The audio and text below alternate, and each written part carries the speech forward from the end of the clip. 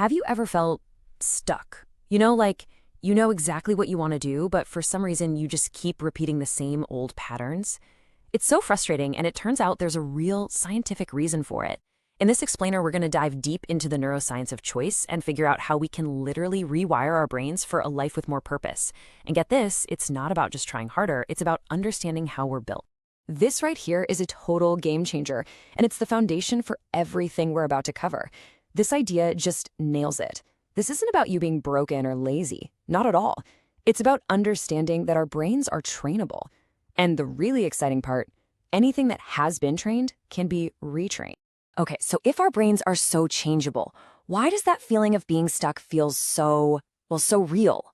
It's not just in your head, I promise. That feeling is actually the predictable outcome of a brain that's been optimized for one thing above all else: efficiency, not necessarily our long-term happiness. So first things first, the most critical thing we have to get our heads around is that the whole idea of being stuck is basically built on a myth.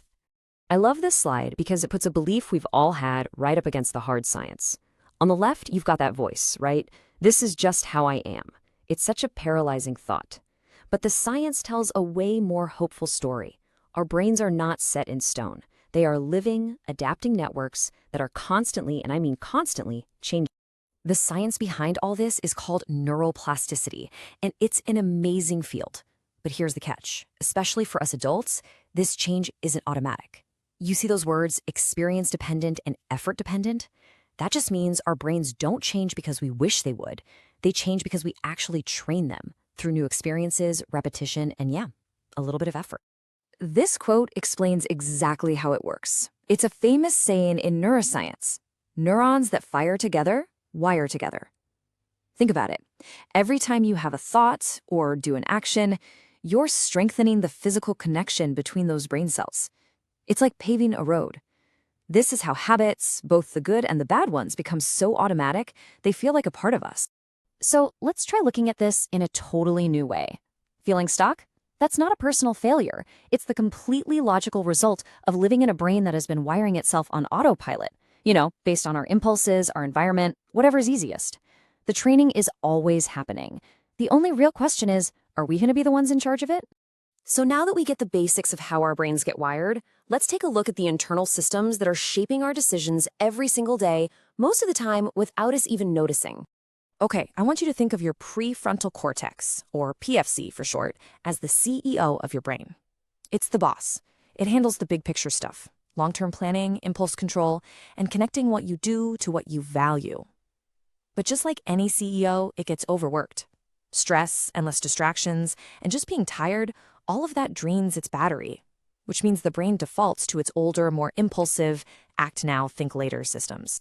And you know what happens when the CEO is offline? We fall right into the dopamine trap. We usually think of dopamine as the pleasure molecule, but it's really all about anticipation. It's the molecule of more. It makes us seek and want and chase. In our modern world, it's a non-stop dopamine machine, training our brains to crave that instant hit from a social media like or a sugary snack. This makes the slow, steady, hard work of a long-term goal feel, kind of boring. Over time, all these repeated little choices create something called choice gravity. It's like a path that's been walked 1,000 times in a forest.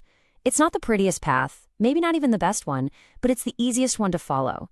This is why we sometimes pick a familiar misery over an unfamiliar shot at something better. Our brains aren't choosing to be miserable, they're just on cruise control, taking the path of least resistance to save energy. Okay, so we've laid out the problem. Our brains are basically wired for efficiency, not purpose, and they're constantly getting hijacked by cheap dopamine hits. So what's the solution? How do we actually start digging new roads, forging new neural pathways? The process itself is surprisingly simple. First, you pause. That tiny little gap you can create between a trigger like feeling bored and your automatic reaction like grabbing your phone, that's where you bring the CEO, the PFC, back online. Second, you choose. You intentionally pick the harder thing, the one that actually aligns with your values. And third, you just repeat. Every single repetition makes that new connection in your brain a little bit stronger. And this part is so important to get. That feeling of difficulty, of friction and effort, that is not a sign that you're failing. It's the exact opposite. It's a biological signal to your brain that says, hey, pay attention. Something new and important is happening here. That discomfort you feel, that's literally the feeling of your brain rewiring itself in real time. And the best news is, this doesn't require some huge dramatic life overhaul. The brain changes in tiny little increments. We're talking about micro choices. Like you see here, it's about making one small, better choice at a time. These are the atomic units, the building blocks of a new you. Each one might seem tiny, but they add up, and eventually they create a completely different brain.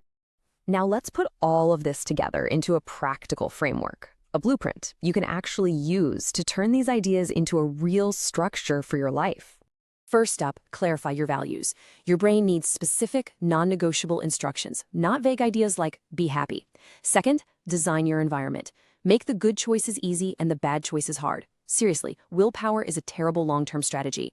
Third, practice reflection. A simple weekly review helps your brain learn from what you did. And finally, contribute beyond yourself. Purpose becomes incredibly tough and resilient when it's anchored in helping others. And as you do this, over time, something really profound starts to happen. Your identity begins to shift.